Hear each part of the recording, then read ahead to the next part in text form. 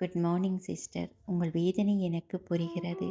ஒரு காலத்தில் உண்மையாக இருந்த ஒருவர் குடிக்கு அடிமையான பிறகு பொய் சொல்வதும், கொடுத்த சத்தியத்தை மீறுவதும் உங்களுக்கு பெரிய ஏமாற்றத்தை தரும்.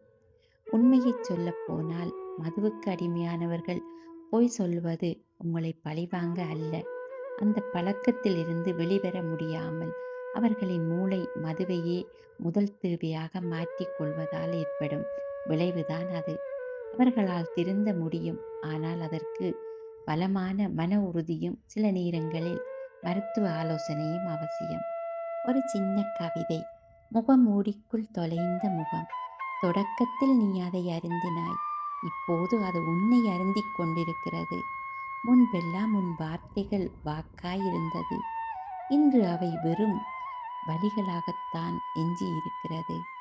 சத்தியங்கள் செய்து நீ கடவுளை ஏமாற்றவில்லை, உன்னை உயிராய் நேசிக்கும் உன் துணையை ஏமாற்றுகிறாய். அந்த கண்ணாடி குவளைக்குள் நீ காண்பது மதுவை அல்ல, உன் குடும்பத்தின் கண்ணீரை. இன்னும் காலம் கடந்து விடவில்லை, உன் பொய்களை தூக்கி எறிந்து விட்டு வா. உன் உண்மைக்காக காத்திருக்கிறது உன் வீடு. ஒரு சிறுகதை.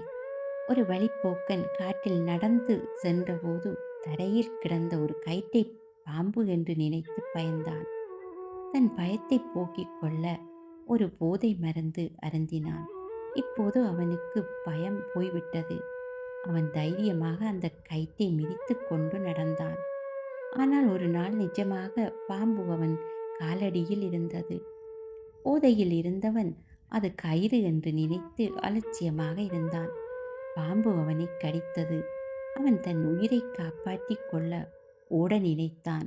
ஆனால் அவனது கால்கள் போதையில் தடுமாறின. அவனால் அவனையே காப்பாற்றிக் கொள்ள முடியவில்லை. மது என்பது ஒரு பிரச்சனையை தீர்க்கும் மருந்து அல்ல, அது பிரச்சனைகளை எதிர்கொள்ளும் திறமை நம்மிடமிருந்து பறிக்கும் ஒரு மாயை. மதுவுக்கு அடிமையானவர்கள் சொல்லும் பொய் அனைத்தும் அவர்கள் தங்களை சுற்றி கட்டிக்கொண்டு ஒரு பாதுகாப்பு சுவர் போன்றது. அந்த சுவர் இடியும் போதுதான் அவர்கள் எவ்வளவு பலவீனமாக இருக்கிறார்கள் என்பது அவர்களுக்கே தெரியும்.